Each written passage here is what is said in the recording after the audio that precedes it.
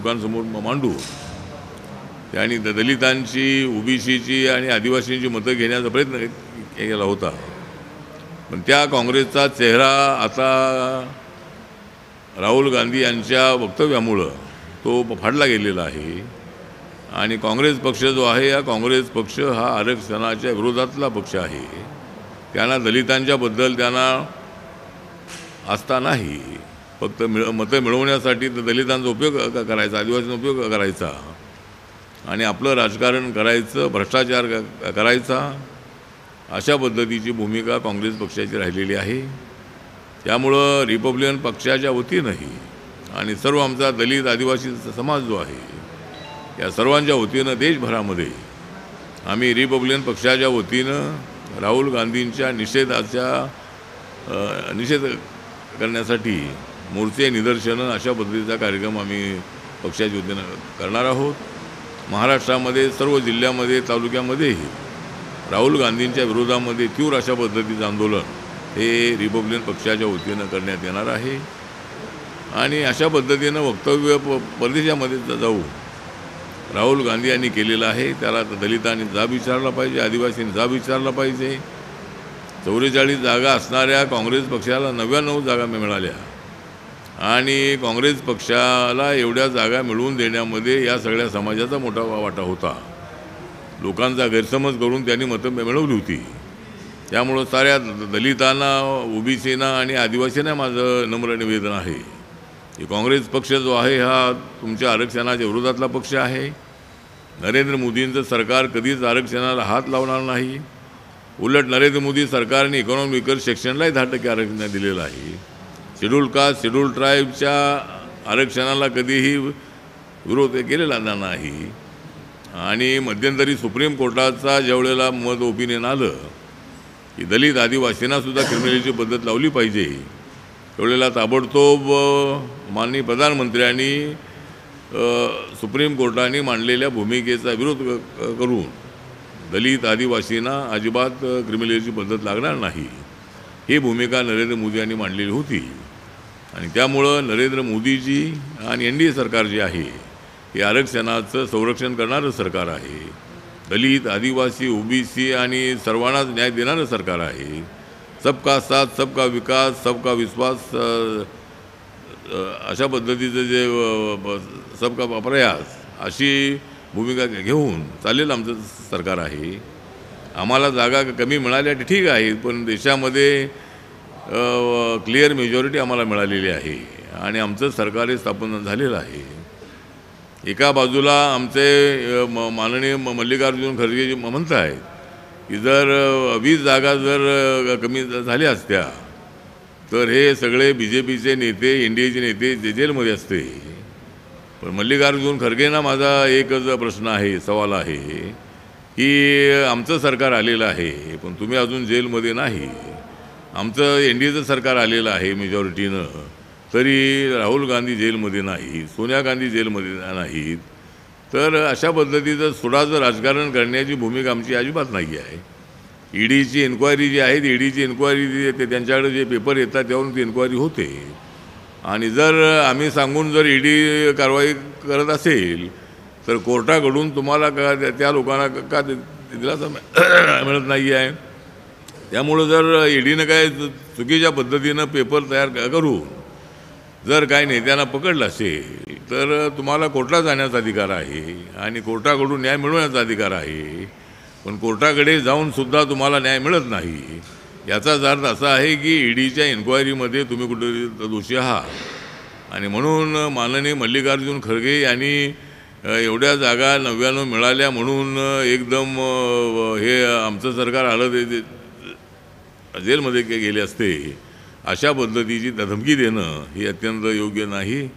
आणि आता मल्लिकार्जुन खरगे हे दलित समाजाचे आहेत. त्यांना ज्या ज्या वेळेला मुख्यमंत्री पद मिळण्याची संधी आली त्यावेळेला त्यांना डावलण्यात आलं. दलित मुख्यमंत्री करण्याचा जो प्रयत्न आहे तो त्यांच्याकडून अजिबात झालेला नाही काँग्रेसकडून. आणि आता मात्र नाईलाज म्हणून त्या मल्लिकार्जुन खरगे यांना अध्यक्ष काय दिवसासाठी केलेलं आहे. त्या मल्लिकार्जुन खरगेंनी अशा पद्धतीची भाषा करू नये. आणि राहुल गांधींचा देशभरामध्ये तीव्र निषेध करण्याचा निर्णय आम्ही घेतलेला आहे. आणि राहुल गांधी यांनी अशी भूमिका जी आहे ती मांडणं हे या देशाच्या विरोधातलं त्यांचं मत आहे. हे संविधानाला छेद देणारं मत आहे. एका बाजूला संविधानाचं संरक्षण करणारे आम्ही आहोत अशा पद्धतीचा आभास तयार करायचा आणि दुसऱ्या बाजूला संविधानाने दिलेले आरक्षण आहे त्या आरक्षणाला धक्का लावण्याची भूमिका मांडायची, ते आरक्षण समाप्त करण्याची भूमिका मांडायची. ही भूमिका राहुल गांधी यांची अत्यंत चुकीची भूमिका आहे आणि त्या भूमिकेचा आम्ही तीव्र निषेध करतो.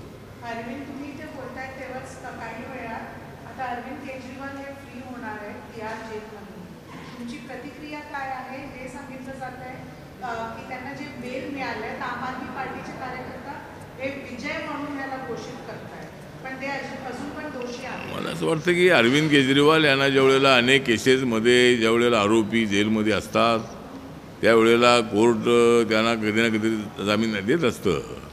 त्यामुळं अरविंद केजरीवाल हे दिल्लीचे मुख्यमंत्री आहेत, त्यांना जामीन मिळालेला आहे, चांगली गोष्ट आहे. ते आता फ्री झालेले आहेत. त्यांनी फ्री होऊन त्यांनी आता जम्मू काश्मीर आणि हरियाणाच्या निवडणुकीमध्ये त्यांनी चांगल्या पद्धतीनं आपला प्रचार करावा. आणि आम आदमी पार्टी जी आहे हरियाणामध्ये काय त्यांचा अलायन्स झालेला नाही आहे आणि हरियाणामध्ये नक्कीच त्या ठिकाणी BJPचं सरकार येणार आहे. जम्मू काश्मीरमध्येही मोठ्या प्रमाणामध्ये डेव्हलपमेंट झालेली आहे 370 आर्टिकल हटल्यानंतर आणि त्यामुळं त्या ठिकाणीसुद्धा सरकार BJP देईल असा मला विश्वास आहे. आणि माझ्या पक्षाच्या वतीनं मी हरियाणामध्ये एकही जागा उभी न करता मी पूर्णपणे BJPच्या 90 उमेदवारांना पाठिंबा दिलेला आहे. पण जम्मू काश्मीरमध्ये काही कॅन्डिडेट आमच्याकडे आले होते. आमची पार्टी रजिस्टर असल्यामुळं काही जागा इथं 6-7 जागांवरती आम्ही निवडणूक लढतो आहोत. आणि त्यानंतर येणारी महाराष्ट्राची निवडणूक आहे, त्यानंतर कुठली झारखंडची निवडणूक आहे. तर त्या दोन्ही निवडणुका सुद्धा आम्ही जिंकू असा मला विश्वास आहे. त्यामुळं अरविंद केजरीवाल आता फ्री झालेले आहे, त्यांनी चांगला प्रचार करावा. राहुल गांधी यांनी हे शब्द वारंवार विदेशात जाऊन इंटरनॅशनल प्लॅटफॉर्मवर जाऊन नेहमी इंडियाबद्दल किंवा भारताबद्दल विरुद्ध स्टेटमेंट्स करून येतात असं म्हटलं जातं. मग ते OBC बद्दल म्हणा किंवा रिझर्वेशन बद्दल म्हणा. मला असं वाटतं की राहुल गांधीजी हेच सांगतायत की बाहेर जाऊन ते आपल्या देशाच्या विरोधातली भूमिका मांडत असतात आणि त्यांच्या डोक्यामध्ये एकच आहे की नरेंद्र मोदी यांना हटवायचं. परंतु आमच्या डोक्यामध्ये काय राहुल गांधींना पटवायचं असं आमच्या मनामध्ये अजिबात नाही. पण राहुल गांधीजी बाहेर जाऊन मात्र अशी स्टेटमेंट करतात आणि लोकतंत्र धोक्यात आलेलं असं ते सांगतात. लोकतंत्र धोक्यात आलं असतं तर तुम्ही अपोजिशन लीडर झाला असता का? लोकतंत्र धोक्यात असतं तर तुम्हाला 99 जागा मिळाल्या असत्या का? लोकतंत्र धोक्यात असतं तर तुम्हाला जे अपोजिशनला चांगल्या जागा मिळाल्या त्या मिळाल्या असत्या का? लोकतंत्र धोक्यात असतं तर आम्हाला जे क्लिअर मेजॉरिटी मिळाली ती मिळाली असती का? त्यामुळं लोकतंत्र अजिबात धोक्यामध्ये आलेलं नाही. या देशामध्ये लोकतंत्र आहे, लोकशाही आहे, बाबासाहेबांचं संविधान आहे आणि राहुल गांधींना बाहेर जाऊन ही बोलण्याची त्यांना सवय आहे. त्यामुळं जनतेने त्याचा निषेध करणं अत्यंत आवश्यक आहे. पुन्हा पुन्हा त्यांच्याकडून अशा पद्धतीचं वक्तव्य होत असतं आणि त्याचा जनतेने सुद्धा तीव्र निषेध करणं अत्यंत आवश्यक आहे. हिंदीमध्ये आता हिंदीत बोलू का?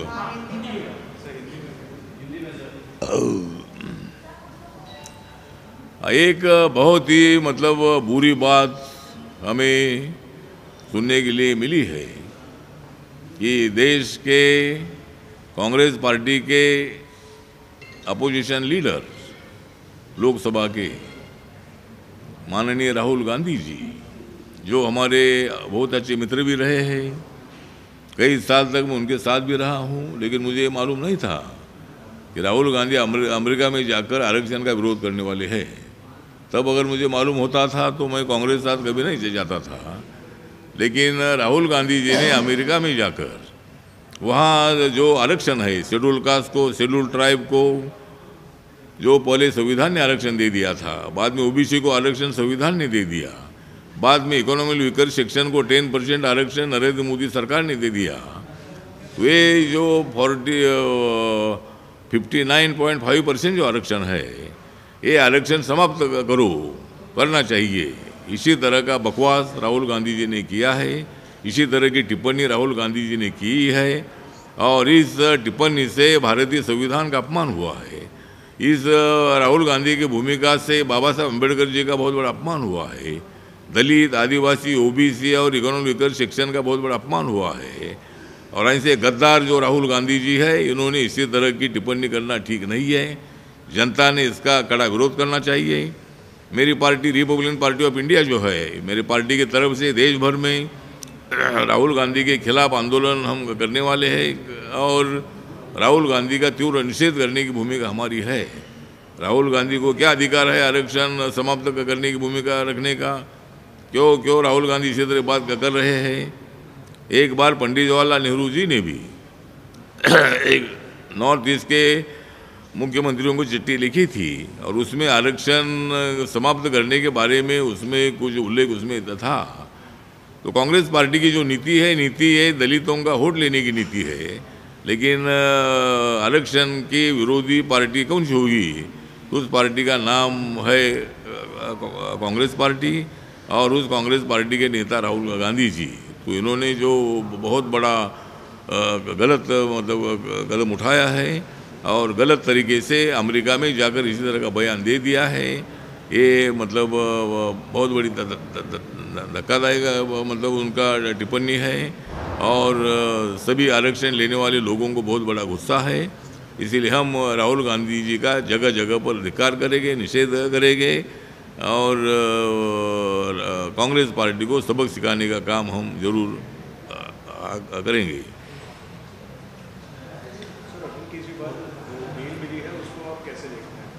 जो अरविंद केजरीवाल जी को मतलब जमानत मिली, अच्छी बात है। कोर्ट ने जो भी डिसीजन दे दिया है, अभी अरविंद केजरीवाल जी बाहर आ गए हैं और बाहर आकर अभी वो अंदर ना जाए ऐसी हमारी अपेक्षा है। उन्होंने बाहर आकर अच्छा काम करना चाहिए। अभी हरियाणा में जो चुनाव है वहाँ वो 90 सीट लड़ रहे हैं, वहाँ उन्होंने अच्छा प्रचार करने की आवश्यकता है और कांग्रेस को सत्ता के बाहर करने का काम मतलब आम आदमी पार्टी ने करना चाहिए।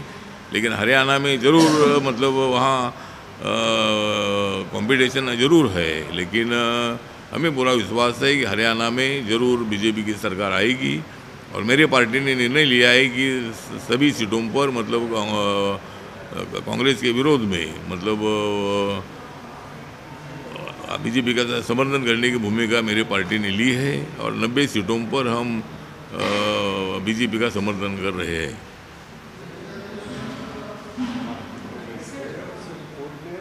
पोर्ट ब्लेयर का अभी सेंट्रल गवर्नमेंट ने डिसीजन लिया है कि पोर्ट ब्लेयर का नाम चेंज करके श्री विजयपुरम हो गया है। क्या हुआ?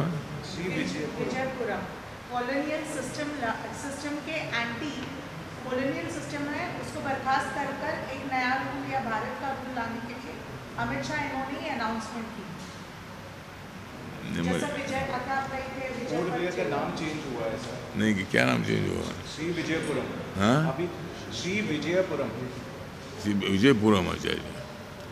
अब तो मतलब जिस तरह ये पोर्ट ब्लेयर ये नाम जो है अंग्रेज़ों का नाम है और ये पोर्ट ब्लेयर ये मतलब अंडमान निकोबार का मतलब मुख्य प्लेस है। वहाँ सेलुलर जेल भी उधर है और अंग्रेज़ों के टाइम पर मतलब काले पानी की सज़ा देने का जो वक्त आता था तब काले पानी शिक्षा वालों के कैदियों को वहाँ पे भेजते थे और उनके ऊपर बहुत बड़ा अत्याचार करते थे।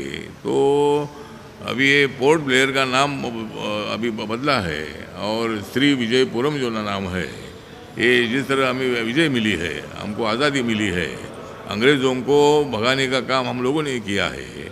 महात्मा गांधी जी के नेतृत्व में ये लड़ाई बहुत तेज़ी से चली और उस लड़ाई को बाबा साहब अम्बेडकर जी का भी पूरा सपोर्ट था। बाबा साहब अम्बेडकर जी दलितों की मुक्ति की लड़ाई तो लड़ रहे थे, लेकिन देश को आज़ादी मिलनी ही चाहिए, इसी तरह की भूमिका बाबा साहब अम्बेडकर जी की भी थी।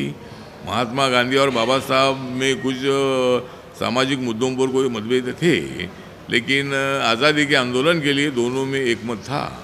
और इसी तरह मतलब अभी जो पोर्ट ब्लेयर का नाम जो बदला है, ये बात अच्छी है। माननीय आदमी शाह जी ने ये अनाउंसमेंट की है, ये बहुत अच्छी बात है, इसका हम पूरा समर्थन करते हैं।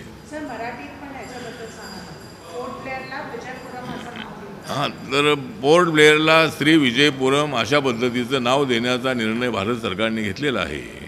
कारण पोर्ट ब्लेअर हे जे नाव आहे हे नाव इंग्रजांचं नाव आहे आणि इंग्रजांनी त्या ठिकाणी फार मोठ्या प्रमाणामध्ये आपल्या स्वातंत्र्य सैनिकांवर किंवा आझादीसाठी लढणाऱ्या नेत्यांवर प्रचंड अशा पद्धतीचा अत्याचार केलेला होता आणि त्यामुळं त्याचं नाव पोर्ट ब्लेअर राहणं ठीक नव्हतं. म्हणून त्या ठिकाणी श्री विजयपुरम अशा पद्धतीचं नाव त्या ठिकाणी दिलेलं आहे.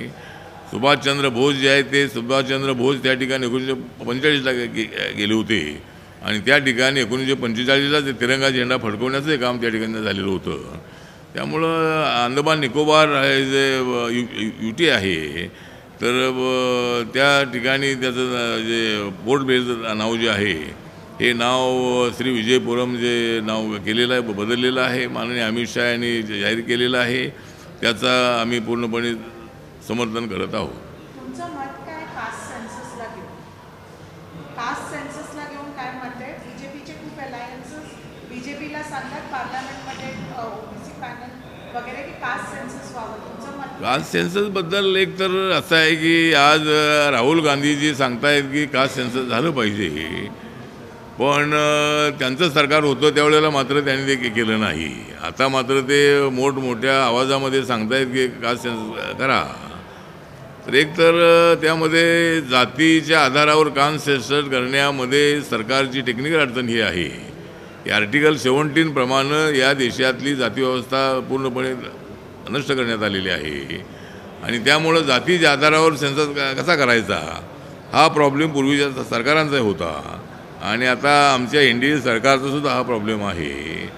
पण तरी माझ्या पक्षाची मागणी अशी आहे की या देशामध्ये कोणत्या जातीचे लोक किती टक्के आहेत याची संपूर्ण क्लिअर माहिती आपल्याला मिळवण्यासाठी मला वाटतं की जातीच्या आधारावर कास्ट सेन्सस होणं अत्यंत आवश्यक आहे आणि जातीच्या आधारावर सेन्सस झाले जनगणना झाल्यामुळं जातीवाद वाढेल असं अजिबात नाही आहे.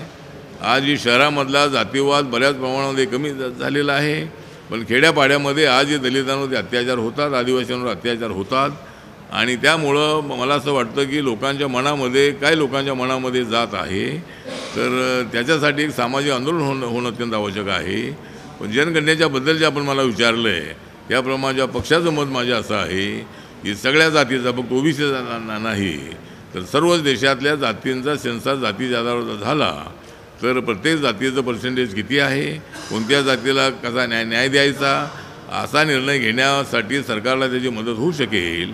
त्यामुळं मी तसं राज्यसभेमध्ये सुद्धा ही भूमिका मांडलेली आहे.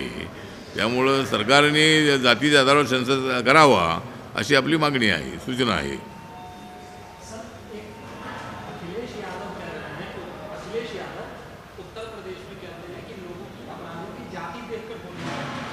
क्या क्या उत्तर प्रदेश में एनकाउंटर हो रहा है अपराधियों के, उसको लेकर के अखिलेश यादव का कहना है कि अपराधियों की जाति देख के गोली मारा.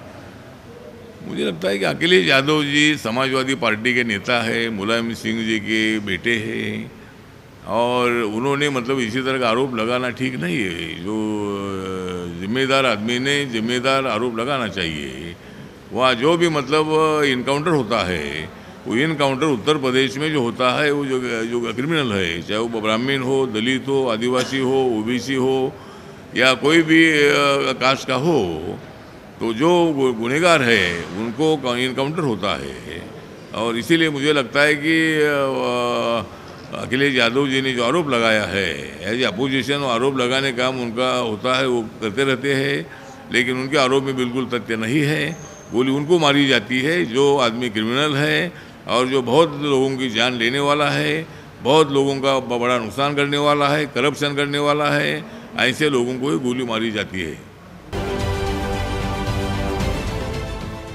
देश विदेशातील प्रत्येक घडामोडींचे लाईव्ह अपडेट मिळवण्यासाठी आता साम टीव्हीच्या सर्व सोशल मीडिया प्लॅटफॉर्मला लाईक, फॉलो आणि सबस्क्राईब करा. तसंच सर्व नोटिफिकेशनसाठी बेल आयकॉन प्रेस करायला विसरू नका.